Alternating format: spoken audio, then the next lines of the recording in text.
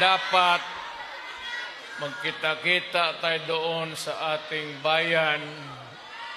Kaya lang sa sitwasyon natin ngayon, kailangan talaga pumunta tayo sa ibang bayan maghanap buhay.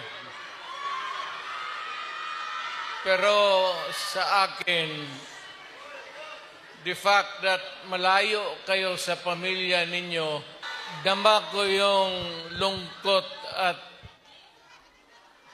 alam ko yan. Kasi ganoon rin ako noon. Almost 3 years sa labas ako nagtatrabaho. Well, nagtitraining para pag sa connection ko sa pagka-abogado. Kaya OFW, yan ang pinakamasarap na magkikinig ako.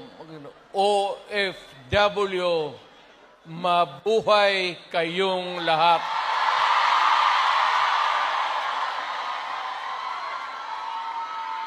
At